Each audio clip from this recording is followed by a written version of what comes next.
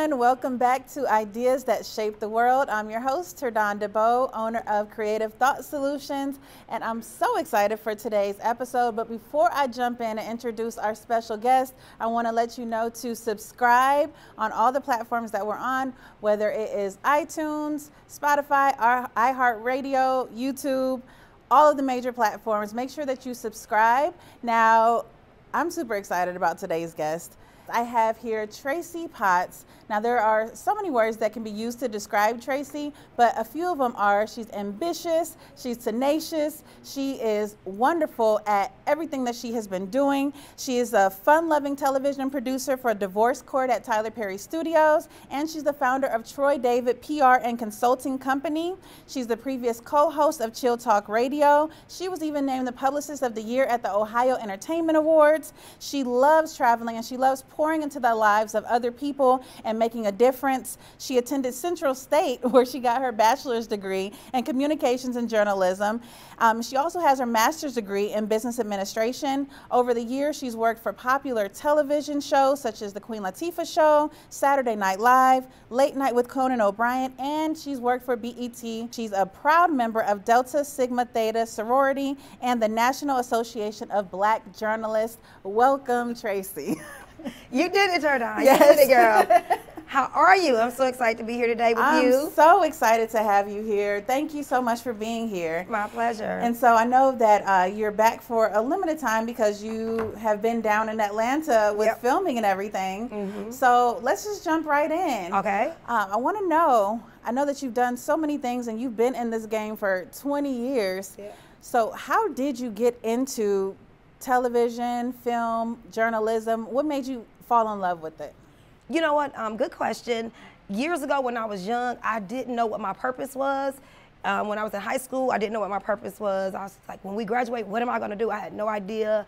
There were talks about going to college, but I'm like, why am I going to go to college? I don't know what I want to do. So when opportunity came to go to college, I went, but I wasn't sure what I wanted to do. And so a counselor said to me, what would you do if you would do it for free? Like, what makes you come alive? I said, well, when I watch TV, I look at it different. I'm not looking at necessarily the characters. I'm looking at the setup, why they choose this, why they choose that. And then that's when I found my passion, that I love TV and radio. I love just everything about the elements of television.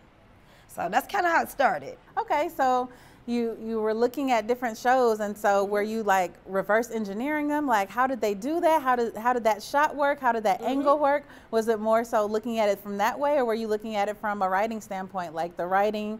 Like, which part of it did you gravitate to the most? At first, it was just the elements. You know, how did they choose these camera angles, this location? I would always look at movies different than what people go for and look to it, you know, just for entertainment purposes. I was going just to figure out, how did they think of that? What made them come up with that concept? That's how even today I look at shows. So that's kind of like what got me there.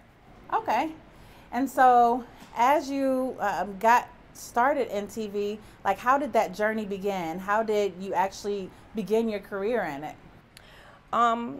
Well, what happened was, and I'll just say, having the right friends are important. Let's just go there. They're very important. So in college, I met my best friend, Fawn, and we both were communications majors, but we would always push each other.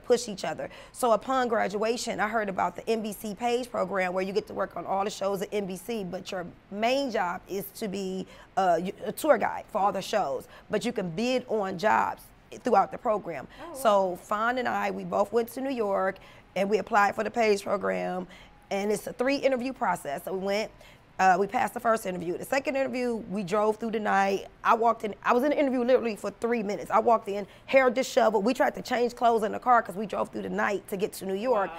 And when I walked in the interview, they were like, what happened? I was like, we just drove through the night. And they were like, you passed the interview. So we drove there just to hear that. And then the third interview was a test, and we passed the test. So we both beat out over 10,000 applicants for this program. And so we got in, it was a year long, and I got to see the inner workings of TV and the behind the scenes production and everything that goes into it. And that's when I kind of shifted my gears to wanting to write for television. Okay. And so that's how that came about. Okay, wow, that's amazing. So you drove through the night, you passed through, you went through the interview, you passed that. Out of 10,000 applicants. Walk me through what was going through your mind when you heard, like, okay, you know, this is yours. You know what? With almost every job I've ever gotten, something clicks in me. I'm not a competitive person, but for some reason, when it comes to television, which is my passion, I am. And so something just clicks, like I'm getting it. Like it's just something that turns on me that I'm like, I'm getting it. I don't even see no anywhere in the picture. It's just, I'm going for it, I'm taking it, it's mine. So I claim it, to be honest with you. Yeah. And it kind of goes like that.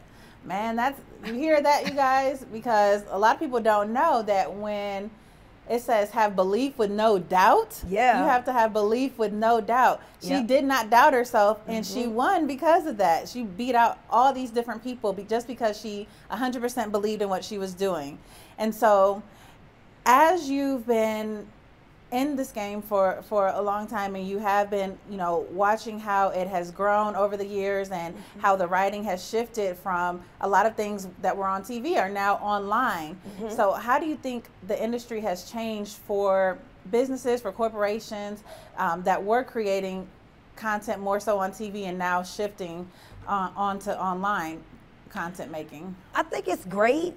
A lot of the things that, well, one thing TV was smart enough to do, a lot of the shows that you do see on TV, they'll air at a certain time, and then they'll flip them and they'll air in the evening on TV, on social media as well. For example, Divorce Court, we air in the daytime, and then after we air in the daytime, at night, we go to YouTube, Hulu, so it's a lot of other stations that we go to, so you get to see it both times. Because I'm always reading the comments through the chat in Divorce Court, and they're like, where can I see this? And I'm like, just go to Hulu, just go to YouTube at 7 o'clock, it'll be on. So that's kind of like, I think it's good, that's great business strategy, because people have crazy schedules these days, so it's good. If I didn't catch it today, I'll get it, and I think Tyler Perry masters that very well. You can see his shows on, you know, online after they come on TV too. So I think it's great. So with the writing, how does the writing that you do now play a part in what you do for TV? I know you do the production side, but how does the writing come into play? Like, how does it, walk us through how a typical show is created? Okay, well, it depends on the show, for starters, but since I just left Divorce Court, I'll start there. Those stories are real, but when you're a producer, you have to take the story and bring it to life, meaning you and I can have a conversation about your relationship, but now how can I take what you've told me and make it applicable for TV? So if I'm watching this, what's gonna keep me from changing the channel? So that's where the strategic part of producing comes in, to where you make it interesting for people to want to stay tuned and watch. So it's just, it's two things I think. Is having that creative style, but also being under people who are doing what you aspire to do, because you're going to learn. One of my producers that I work with, because I actually left the industry for a while. I had my son, I moved back here to Cleveland, and I left the industry altogether for many years. And then when I got back, you know, but I always had a plan. I never told anybody, but I always had a plan. My plan was when my son turned 16, it's on. And I believe when you're rocking right, you're living right, and you have a genuine passion to do something, it will happen. 2 weeks before my son turned 16, I got the call to go to Atlanta. I didn't interview, I didn't call anybody, I got the call, and it was exciting. But to get back to your point, it's number one, being under people who are where you want to be, and always being open to learn. Like, it's one thing about me, I love being under people. I know that I'm experienced in this industry, but I know there are people more seasoned than me. So I always take advantage of being under people so I can learn from them. I think that's very important. Oh, that is so important. I always tell people, like, there's this rule of 33 that I live by. I feel like 33% of people should be, you know, people that you converse and can mastermind with. 33% should be people who are at where you're trying to go, and the other 33% should be people that you reach back and you pull up to where you are now. And so it sounds like you having people that were in the upper 33% that could help you really helped you along your journey. And so something that you said that was interesting is, you know, taking the story that people have and then having to bring it to life. So I know a lot of people, they make fun of like reality TV, because they say like, okay, we know that they're probably doing this on social media for the storyline. So what percentage would you say is like real when it comes to bringing those things to life, and what percent is like more just for entertainment? Well, I think it depends on the show. The show, yeah. And then I think it depends on the direction that they try to go. As far as reality TV, I believe, and I've never worked on a reality TV show, but I know many people who have and producers have, a lot of things are juiced up for the camera because at the end of the day, it's about ratings to keep shows on the air. And there have been many shows that I've worked on, and now with social media, we're all, any producer, any executive producer, they're reading those comments, best believe and know. So sometimes we may see somebody like, well, what happened? Y'all changed, I don't like this. But when we were giving you that kind of content, guess what? It wasn't rating and it almost got us off the air. So now we have to switch gears, and although it may not be good for you, it's rating really high. So I've been on shows where that was the case too. So it just depends on the angle, but majority of it is real, but of course it's always the editing. Like if you see reality shows, sometimes the guests will say, that was good editing, it wasn't supposed to be like that. So it happens. So yeah, so that definitely makes sense. So when it comes to people that are on air and they are on, the different TV shows and things like, I know you have Divorce Court that you've worked on, and the other shows that you've worked on. What do you think, because our audience is entrepreneurs, so how do you think when it comes to content creation, because I had Joe Pulizzi here a few weeks ago, and he's like the father of content marketing, and he just talks about how content is king, and in order to build a solid audience, you have to be building that content constantly. So how do you feel like that plays a part into people creating content now, just as entrepreneurs or small business owners? They may not have the big TV budget, but they want to create content that's entertaining, that people tune in and watch. What do you think is a good recipe for that? Strategic marketing. And I say that because it's true. Like now, and I'll just revert back to Divorce Court a little bit again. Our marketing, our guy that does the social media, he's a guru. He got us almost to close to 1 million followers in one season. Wow. He just knows how to go in, and he'll connect certain pages to certain pages. So when I'm on social media, I'll see certain pages and it'll just immediately go to Divorce Court. And I'm like, I wasn't even on that, but it will. So I think one of the big things is strategic marketing. As it pertains to entrepreneurs, you have to be game day ready. Opportunity will come, because opportunities will come to all of us. It's not always, I want this opportunity. It's when you get it, what do you do with it? There's been many times I've opened the doors for people and they came late, couldn't deliver. So it's like you have the talent, but you weren't game day ready. And I think that's where a lot of entrepreneurs sometimes stall. When you're an entrepreneur, you have to understand you're a walking brand at all times. I learned that in grad school. You're literally a walking brand. So it's a combination of things. It's putting the work in. It's networking. As I said, you're a walking brand. When people see you, what do they see? When they meet you, what do they get out of that? It's been many people I've met that I saw on social media. I'm like, oh my gosh. And when I met them in person, they were amazing. And I was happy to support whatever they had going on. There were other people I met from meeting them on social media, and I met them in person. I'm like, oh, you nothing like that. And it was really disappointing. So I think from entrepreneurs, it's a combination of things. Working really hard, networking, having a vision, and especially you have a lot of entrepreneurs who they have a regular job and then they come home and do their brand at the end of the day. And it's really important, whatever you give your job, give that same energy to your brand. When you're an entrepreneur, clearly you have to know I'm tired doesn't matter. You have to get it done. If you give yourself a timeline, a deadline, and I always tell entrepreneurs, and I live by this, every day I write a list of things that I have to accomplish. If I don't get it done that day, I make sure I get it done the next day. But I think a big part of being an entrepreneur is staying in your lane, but supporting other people, and just knowing as you support people, your time is going to come. Because, I go out, I support a lot of different events, and it's the networking part. You can be an entrepreneur, you can be a great entrepreneur, but if nobody knows you, nobody knows your brand, it's all for nothing in a sense. So. That is so true. And that's what I tell people as well, is the audience building is just as important as absolutely you being an expert at what you do. If you don't have an audience, when you put something out, there is no one to actually engage. There's no one to actually interact with whatever it is that you're building. Yeah. And if people don't know about it, it's as if it doesn't exist. Yep. And so when it comes to people creating content online, when they're creating it, like, is there certain tips or things that you found to be like a good recipe for people that like to create the content?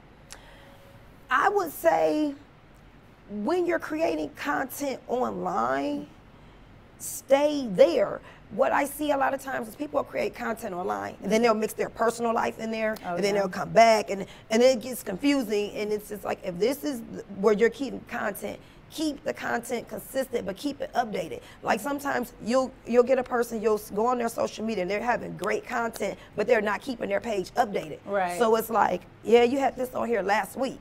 You know, if you're creating, like one person that I absolutely love, I follow him on social media, and when I met him in person, I loved him even more. His name is Blame It on Quay. Oh, yeah. Oh my God, I love him. His content is always funny, and prime example, while we're talking about content, that's actually, you know, he was in Tyler Perry's last play. Yeah. And what happened was he went on his social media because he has a huge following. And he said, I never asked you guys for anything. Can everybody just tag Tyler Perry to my page? And I mean, millions tagged, to the point Tyler Perry tagged him back like, I got it. You got my attention. Tell them to stop emailing me. And then being game day ready. Right. So when the opportunity came, he was game day ready, and Tyler Perry put him in one of his plays. So again, it's about keeping your content updated. It's about, again, being game day ready. Right. Because again, as I always say, if an opportunity comes your way, are you ready for it? That's another thing. Are you ready to put in the hard work and diligence that it takes? Like, you know, when I just came back from Atlanta, all the producers there were from LA. It was one other person that was from Ohio, but hadn't been back here in 10 years. Almost everybody else was from LA, Chicago, but predominantly LA. So and then I was out in the industry for a long time. So my fight was a different kind of fight than everybody's, because I'm up against people who come from Oprah and Dr. Phil and you name all the big wig stations and shows. That's where they came from. So I was working twice as hard. Right. You know, number one, to get back in the groove, but number two, I'm like, oh, my name gonna ring bells up in here too, you know. And at the end of the day, it did. I had the when our season premiere, my show was the season premiere show, and I closed the show. Wow. So and again, I'm like, little black girl from Cleveland who I've been out the game for a while, to come back. And then also I had supportive people there that wanted to see me win, and they wanted to win. But I also had a supportive network at home that, you know, I had my friends and my sorority sisters and my cousins like, go ahead, Tracie, make us proud. So I had a support system too. But even for people who don't, it all goes back to, okay, the opportunity came for me to get to Atlanta and to work at Tyler Perry Studios, but once I got there, I had to be ready to put in the work. Right. You know? Right. So again, it's just being game day ready, having a vision, having a goal, and sticking to that. It seems like tenacious, you know, really describes, you know, how you aggressively attack these goals. You set your eye on it and then you go after. Where do you feel like that determination comes from? Part of it, I think, is my mom, and part of it, I think, is just knowing it's a dogfight. It really is. And I say that because when I was in college, I'll never forget, I'll tell you a true story. I was in college, and there was a communications fair. It used to be at Howard University in DC. So we drove down to Howard University one time, and you know Omarosa? Okay, we graduated together. Okay. And so a group of us from the communications department went to Howard University. It's Howard, Harvard, Clark, I mean, all the big schools are there. And so when we walk in, and this is the communications fair, so all the big networks are there. So every time we went to a booth, they were like, where are you from? We're like, Central State University. They're like, Central State? Never heard of that. Where's that? So we're like, you know, they're here in a Morehouse and Clarkland, all these big schools. Right. And so we like, so a group of us ran out. We ran out of the conference, the convention. And so my teacher, Dr. Dansker, God rest his soul, he was like, what are y'all doing? We cannot compete with these other schools because we were so intimidated by the big name schools. We're at Howard, you know, everybody knows how prestigious Howard is. You have all these other colleges from everywhere, and we're competing for jobs, and they never heard of Central State. But the beautiful thing I love about Central State, see, knowledge always comes back into play. At Central, every building is named after a prominent African American, and so our first week of school, we had to know the history of every building. You know, Benjamin Banneker, everybody, we had to know the history. Charles Wesley. So our teacher, he was this, you know, old Jewish guy. He said, you get back in there, and he like laid it in us. You tell them who you are, you make them know. We didn't drive all this way for nothing, you better get it. And he like cussed us out, to be honest with you. But when he did it, I said, it's game time. Like, I come out swinging when my back is against the wall. I've always been like that. So I said, now it's on. So I remember Fox was my first real big job that I had. And so I remember when I went to the Fox table, before I could sit down, it was like, shoot, like it was at least 200 people. I was way out there. That's how far back in the line I was. I couldn't hear, and the lady from the representative from Fox was like sitting where you are. I'm way out there. Couldn't hear anything she said. So I sat like this, and so after the meeting, she shook everybody's hands. Everybody gave her a resume and stuff. So I walked up to her. I said, hi, my name is Tracie Potts. And she's like, oh, okay. She was like, what school you from? I was like, Central State University. She was like, Central State? I never heard it. I said, oh, I'm so sorry you didn't. Only African-American history, HBCU college in the state of Ohio, Bill Cosby mass communication. I just started breaking it out. Oh, I'm sorry, you didn't know about that. Yeah. And she was like, I like you. You got the job. I said, she said, can you get to DC? I said, I'll be at DC. And I literally packed up my car. I was a senior in college, packed up my car, slept in the car the first night. And it's like, when you do your part, God will protect you and he will open doors for you. I went to work. I slept in the parking lot of Fox that night when I drove to DC. And that day when I got to work, a girl was like, well, where are you staying? I'm like, I really don't know. I got to find a place to stay. And she was like, well, my sorority, I wasn't an adult at the time. She's like, well, my sorority sister lives in a boarding house. This man rents out rooms. It's a room over there for you. And moved in with her, had my own little room set up, and it just happened like that. But I had to leap, and my mother was like, you going to DC? Because I didn't know anybody there. I said, oh, I'm going, I got this job. It was an internship, actually. And by the time I left, I was offered a job. But I said, I got to go back to college and finish out this year. But I said all that to say, just believing in yourself, not worrying about, that's again, when I talk about being in your own lane, just believing in yourself to know I can get with the best of them. We were so intimidated by the names of these schools that we didn't even give ourselves a running start at first. But again, we had that professor that like chewed in us, cussed us out, and then it was like game day, and we were ready. And all of us left with top jobs. So wow. And that's amazing, that story, because when you think about it, a lot of times people feel entitled for where they come from. And so they use that and assume that they'll be given the opportunity, whereas you came in and you didn't assume anything. You went in there and made your mark. We knew we had to fight. And so you not only knowing that you had to fight, but also, again, putting your belief and then pumping up the confidence within you. I always believe that we are given this power that we don't see how much power we have inside us until either a situation or a person brings it out. So it sounds like that was the situation that really made you rise up, tap into your power, and that started you having that same confidence when you went into other scenarios and situations. So that is awesome, and that's very encouraging and very inspiring for people that may feel like, I know when it comes to online marketing or the online marketplace, because that's where I deal with a lot of times people are saying like, well, there's a million beauty brands, or there's a million people selling hair, or there's a million people that are out here marketing, or there's a million people doing branding. But when you show up and you're confident in your skills and abilities, then it doesn't matter how many people are doing it. Because there's a market for everybody. Exactly. I've seen things where I'm like, I wouldn't take that if it was for free. But that person's a millionaire because there's a market, there's an audience for that particular item. There's an audience for everything. So people just have to stay encouraged and believe in what you're doing is great. But also, when it comes to entrepreneurs and business, you want to make sure you're a good business person. Care about your brand. Take pride in your brand. You know, I've been in places where I'm like, oh yeah, I'll eat here. Like in Atlanta, there's this one place called gosh, why am I forgetting the name? And it's salads. I love it. And the salads are $16, $20. I would never pay that much for a salad, but their salads are organic and they are so good. I drive across, it's like 25-minute drive. I pass all these restaurants to go there because the salads are good quality, excellent customer service. So it makes it all worth it. And that's another thing when we're talking about business people.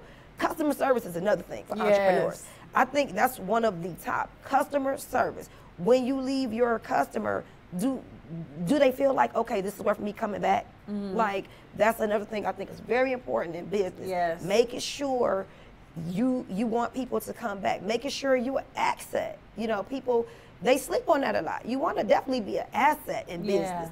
My brand, you need it. Like, as you know now, when it comes to marketing, education, let's talk about that a little bit, in terms of when business, especially if you're doing it with hair, there's a lot of products now that people are starting to be GMO free, parabens free. Like, one thing I do now that I didn't before is I always read labels. And that determines a lot of if I'll buy something, if I won't. So a lot of times when I go to events, I'll see vendors and they'll say, oh, this is vegan or whatever. And I'm like, okay, I'll try that. So just marketing your brand, making sure you have quality product.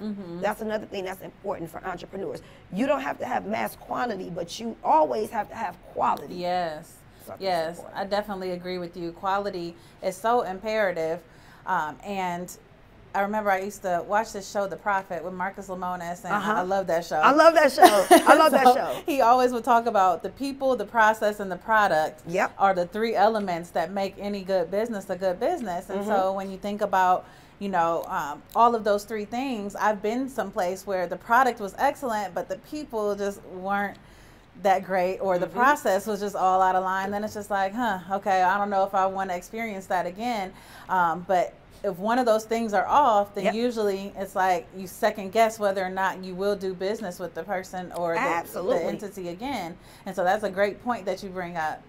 So I know that along with your journalism degree, you also are a publicist. And so how did you get into becoming a PR, a publicist? My pastor.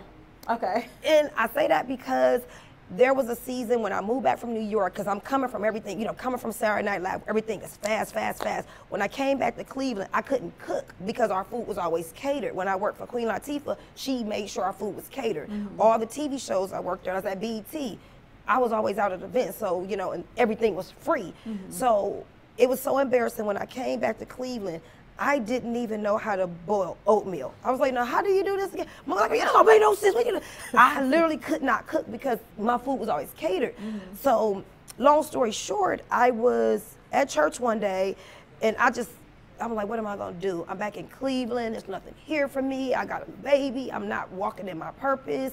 You know, everything was just a rock bottom hit for me. And so my pastor one day, he said, when you're not doing what you love, do something to help somebody else. And I said, okay. And he had at our church, it was we usually sometimes have these things where vendors will come in and they give you different information. So I walked up to one vendor and it was Life Bank. And the young lady and I just got to talking, and she said, you know what? And I think I might have had on my Delta shirt or something. She was like, it's an idea I have, and I just trying to help put it together. And I said, I can help you with that. And so I helped her, we put it together. It ended up in an event called Stepping for Life, where if you're Greek, if you're in a sorority fraternity, everybody goes to step shows. But this event was different because it was individuals in the different organizations who were stepping on behalf of somebody. For those who don't know who Life Bank is, it's the organ procurement organization. So either you need an organ, or you donated one, or you're on the list for one. So we called it Stepping for Life, and it was organizations stepped on behalf of somebody in their organization who needed an organ or donated one. So it was huge. We did it like, I think for 4 years straight. We sold it out every time. And we got hundreds of people registered to be organ donors, especially in the Black community, because if somebody mentioned organ donors, you're like, you ain't taking my organs. But when you're educated on it, you know that the doctors will fight for your life to the end. And when you die, your organs are taken out anyway. So I said all that to say, I met her and I just started helping. And so I spent many years just helping, writing people's business plans for free. and doing different stuff for people for free for a couple of years, maybe 6 or 7 for free. Wow. And so that's kind of how it started. And then people start having events, and then I just started promoting them because I took my knowledge from working in TV, and I said, oh, I could do this. And then slowly but surely, it just transitioned into me being a publicist and getting people on TV, getting them on the news, and getting them in the paper. It was that kind of transition. Okay. Yeah. Okay, so that's where it all started. Yep. And so you did that for free for 6 or 7 years Yep. before you gained traction. Yep. But did it help that you had the connections that you had, or Yep. was it like, okay, you're starting from ground zero and having to prove yourself all over again? You know what? That's a really good question. It kind of started from ground zero because remember, I had been away from Cleveland for 15 years. So when I came back, and that's again what I always tell business people, entrepreneurs, network, network, network. It was about me going out and meeting people and going to different events. And again, as I say, people, when you go out, you're a walking brand. So when I met people, I always made sure, from the time I hit the door, I'm not going to go to the store. I see people go to the store, house shoes and pajamas. My communications teacher, he always said, you got to be camera ready every day. So, because you never know who you're going to run into. So I've always did that. And so I always tried to make sure I look presentable. When I went places, I met people, I supported their stuff, and it started. And then I got involved in a lot of different organizations. Being involved is very important. I joined the National Association of Black Journalists. So I'm in a room with tons of journalists. Then when they had the big convention in Miami, I went to Miami and met them on a bigger scale. But I also, I was a journalist myself. I worked in doing that as well. Right. But networking and going to events, dealing in the TV area is what really catapulted me to do that. Okay. Now, how would a business owner, because there are some businesses that want to get exposure or want to build an audience and continue to, like I said, get exposure and expand their reach. How does a business or entrepreneur know when they're ready for PR? It depends. You know what? That's a good question, because there are some people that I've met, and I'm like, you need a publicist. You need a publicist for real. You're not gonna go to the next level without a publicist. Right. I think every situation is different. Every person's different. It depends on their brand. It depends on where they are, what they do. For example, Dominique Paramore, who I represent, she did the first TV series in the state of Ohio. History, filmed here, all Ohio cast.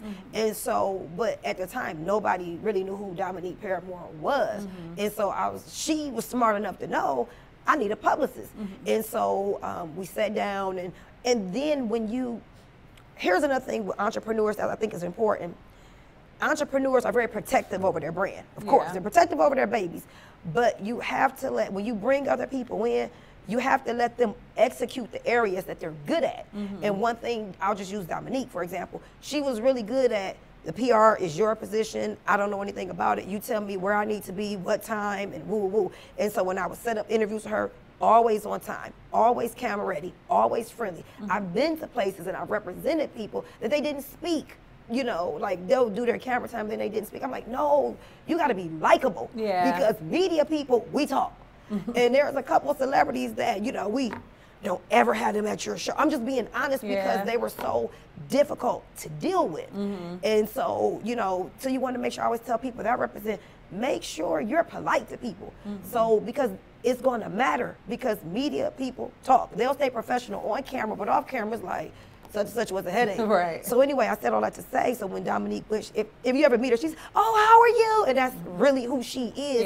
But she was smart enough to know she needed a publicist. So when it came time for the show to air, I said, we got to do something big. We got to do something the city's never seen. And she was like, yeah, I want to have it at such and such place. So we had the big premiere at the new place they just built. Yeah, I know what you're talking about. The big theater. Pinecrest. Yeah. No one had ever even heard or seen Pinecrest. So we brought out the who's who of Cleveland, and you got, lawyers and doctors and the movers and shakers of the city. We brought them on a red carpet event. All the media was there. And the owner of Pinecrest was like tripled after we did our premiere there. And more people started coming, especially us started coming, because people like, I didn't even know this was out here. You're right. So, a publicist is important depending on your brand, but for somebody like her who's trying to do TV, she needed that exposure for people to know, okay, so now throughout the city, everybody knows who Dominique Paramore is. You know, she's in the paper, she's been on the news, she's, you know, and that's what, a lot of people don't know what a publicist actually does for you. That's another thing. And publicists gets you the exposure you should have, the media exposure, the news exposure. A publicist makes sure your name becomes a household name as best they can. Yeah. So then when it comes to publicists, what should people look for in a good publicist?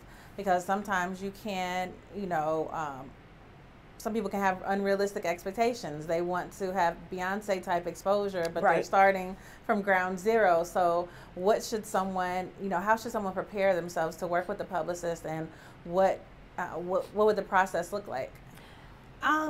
Good question. I would say, depending on where you want your brand to go, where do you see it? Because some people don't want to do big. I've met people, they just want to stay small and they're happy like that. They have their certain clientele and they're cool. But I would say, look for a publicist with credibility. Because I've been a lot of places and people will say, I'm a publicist.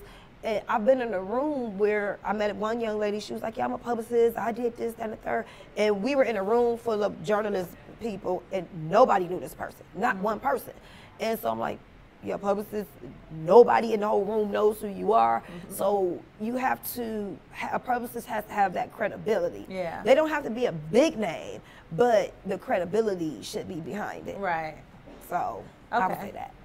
Okay, so they need to find someone with credibility. Yep. And then how should they prepare when they're going to meet with them?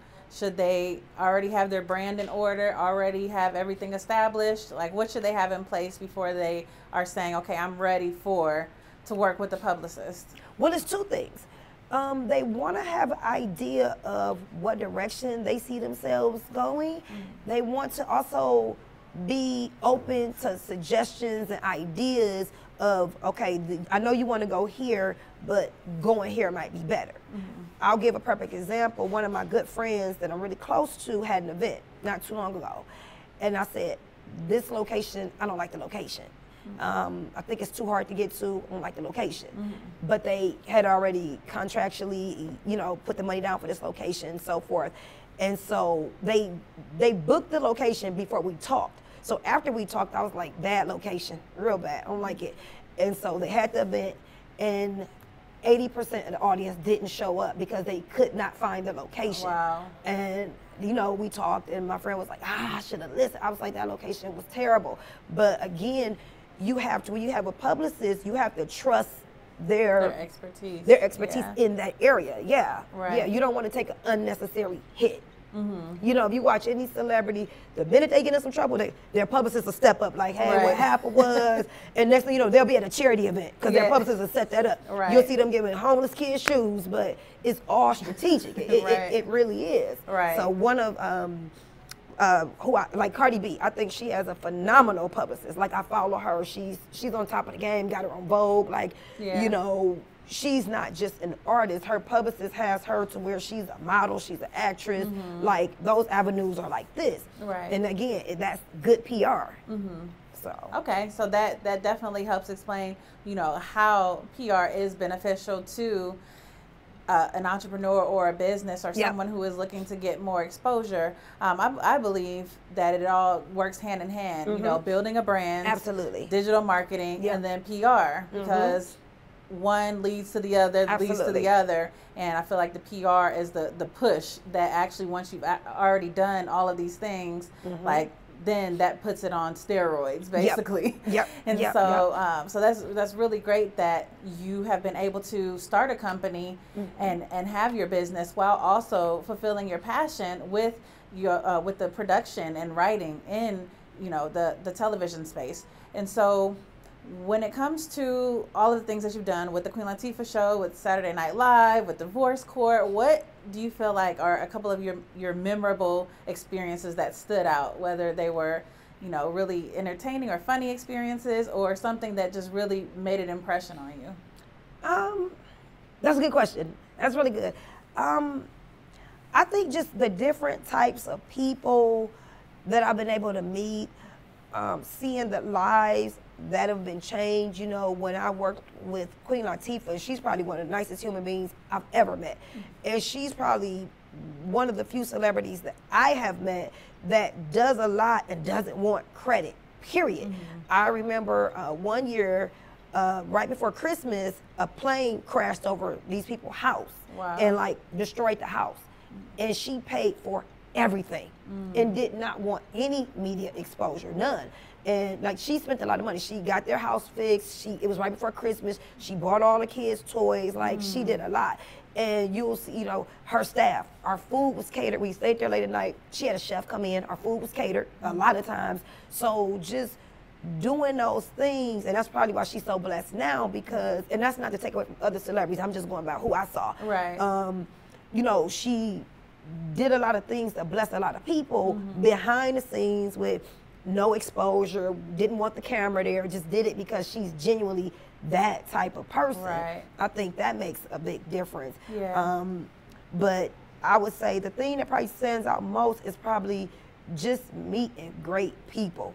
You know, even working in TV, TV is a trip. And especially depending on the type of show, I'll just use Divorce Court since that's the last show I just came back from.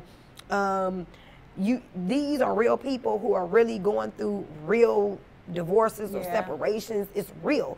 So you want to be, and you almost become their best friend in a sense, because you're that counselor. You're that, here's my side, here's their side. So how do you then take their real story and present it in a way that's not ghetto and demeaning, but still truthful and compassionate? Right. And so I would say that, like, a lot of people, you know, the show is still going on, but we're wrapped for our taping right now. Right. And a lot of guests still call me, hey, best friend, what's going on? You know, and I'm like, you know, so I would say that's been the most gratifying thing, being able to, and seeing your work on TV. Like when Divorce Court comes on and it's a show that I produce, because there's several producers on the show, you know, my friends or family, they'll snapshot when it's a producer, Tracie Potts, and send it to me. Yeah. Or I have friends, one of my good friends, he was watching Divorce Court in a restaurant, and he was on his phone filming it, and he sent it to me while he was in the restaurant. So just that kind of support, and seeing something that you had on paper come to fruition, come to life. That I would say is the most gratifying. That's awesome, and I love that, and that really is what Ideas That Shape the World is about, is being able to tap into your creativity, have an idea, act on it, and see the fruit of that. I believe like the whole world was created from just a single thought, and it manifested. And so we're given all of these ideas and thoughts to be a steward over and make it come to life in the best way that we can. And that's what keeps the world moving forward. And so through everything that you're doing right now, or everything that you've done, what keeps you creative? Passion. Passion keeps me creative, and just hunger. You know, and like I said, for me, it's a different kind of fight, because I did lead the industry for years to raise my son. So for me, it's like, I'm just getting back into the swing of things. So just passion. And then for me, being on Tyler Perry Studios is like Disneyland, literally. It's like Disneyland. That is the old Fort McPherson base.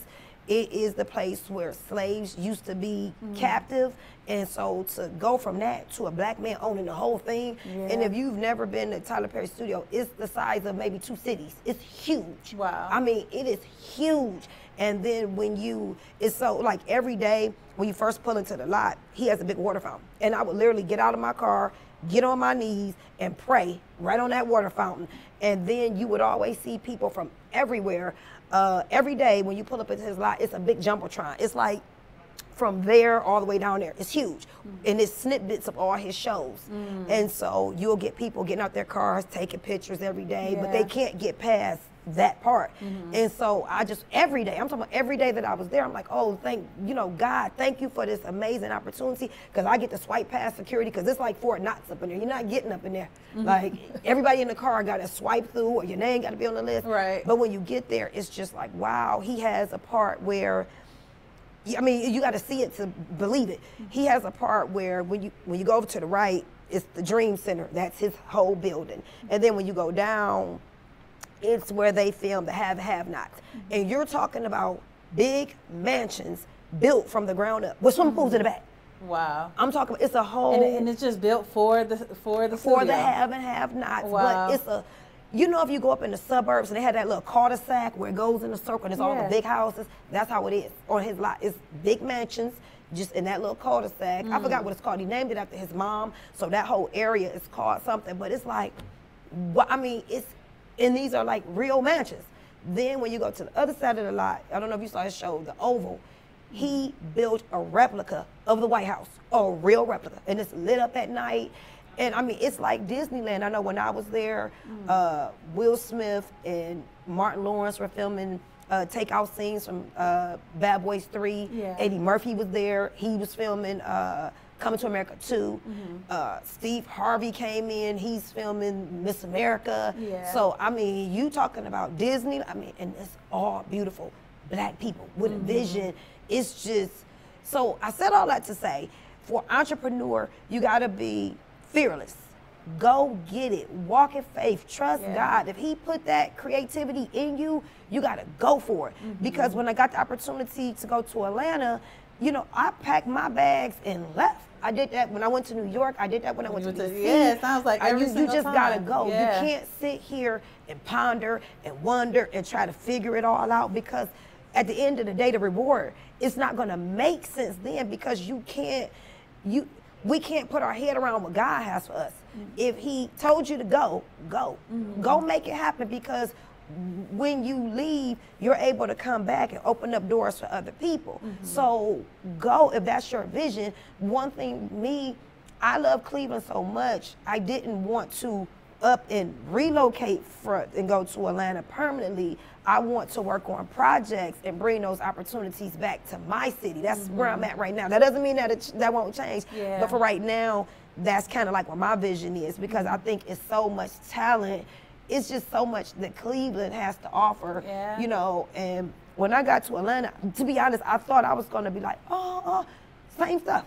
I mean, I wasn't shook by anything. I was like, oh, we got that in Cleveland. Actually, our store is a little bit bigger, but cute, you know. But I said all that to say, just be fearless. As an entrepreneur, go for it. You know, we talk about ideas that shape our world. You have an idea, write it down and execute it. If you're an entrepreneur and you're sitting up watching TV and you're watching reality shows, you need to turn that TV off, because you gotta stay focused and put the work in. That's so true. You know, you gotta stay focused, put the work in, surround yourself around good people.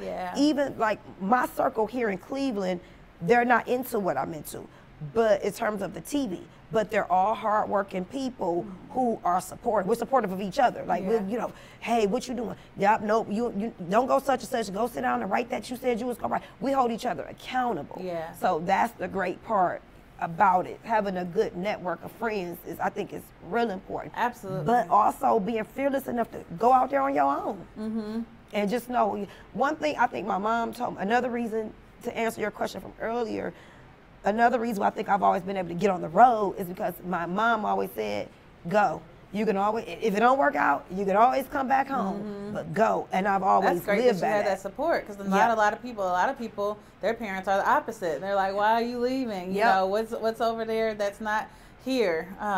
So that's really great that you had the support, and you made so many great points as well. Even with the part about, you know, turning the TV off and get out there and do something. I tell my kids all the time, I have 3 teenagers. I'm like, y'all keep on talking about buying someone else's name, and you know, being that I do what I do, I'm like, put your name on something. Absolutely. I'm like, stop being a consumer. You guys are consumers right now. You need to be the creator of something. And so they're finally, you know, getting it and coming around. Don't be afraid to try other stuff. Like, I tell people all the time, in my opinion, gone are the days of just having one goal, to me, and one income. Those days are gone. Because in Atlanta, one thing, the execution is crazy. Like, I'll talk to somebody, they're like, you know, I think I want to do such and such, and they're doing it. Like, I love following Latoya Wright.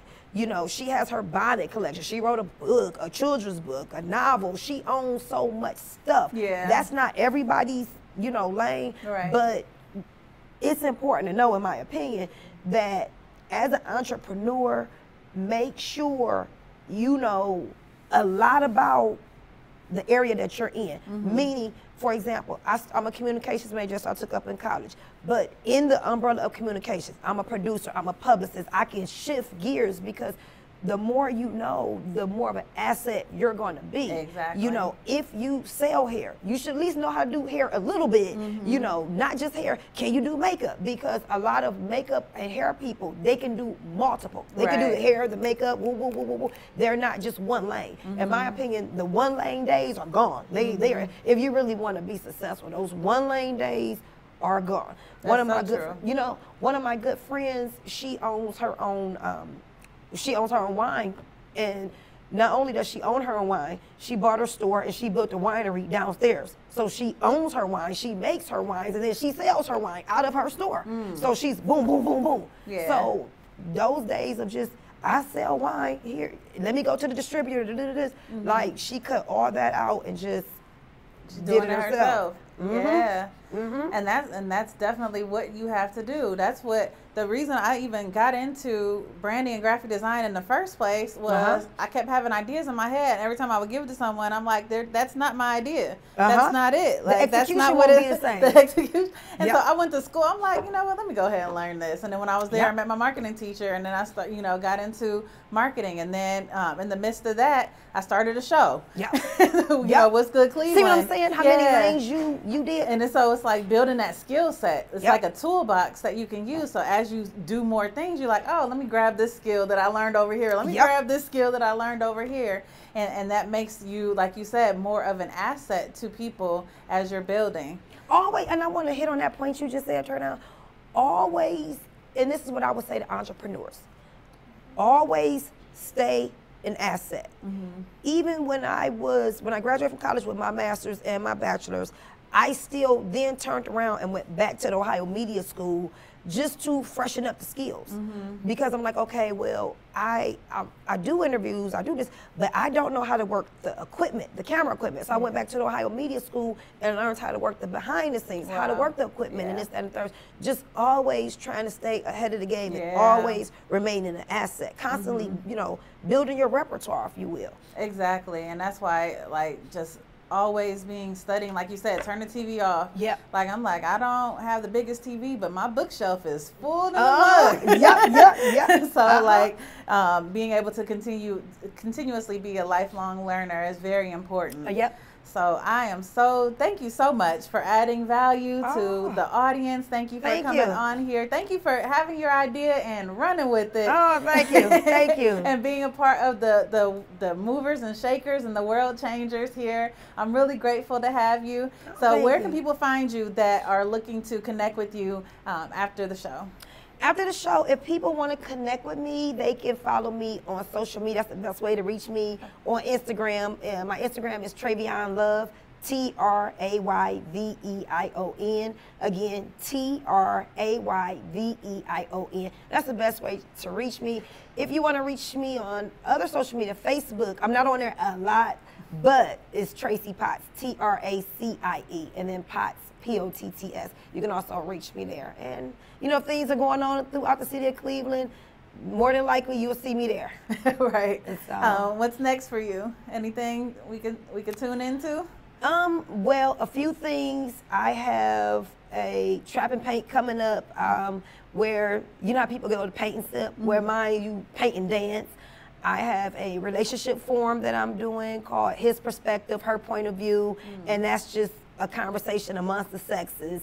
So that's going to be good. That's going to be January 6th at Captivate. The Trap and Paint is going to be January 18th at Captivate. So while I'm in Cleveland, because I'll be heading back out to Atlanta in a little bit, just different events. I just did hosted the Girls to Women Health Empowerment Summit. We brought out 500 girls. I was the moderator for the Parent Cafe, while the young ladies ages 9 to 17, while they're in the different workshops, we take the parents, and we had over 100 parents, and we take them into what's called the Parent Cafe, and we do networking, life skill tools with them. So just a lot going on. The best way to find out what I'm doing is to follow me on social media, because I'm always posting stuff. And of course, you and I are going to stay in touch and connect, and you know, different stuff going on in the city. I will, you know, the positive stuff, I will be there. Yes. So, yes. Thank you. Thank you guys for tuning in to another episode of Ideas That Shape the World. If you're not already, subscribe. We're on all the major platforms to subscribe on. And if you want to know more strategies when it comes to digital marketing or growing your business, you can check out our free training at www.fromleadstosales.com. That's www.fromleadstosales.com. We have a free training for you. Thank you so much for watching, and until next time, we'll see you.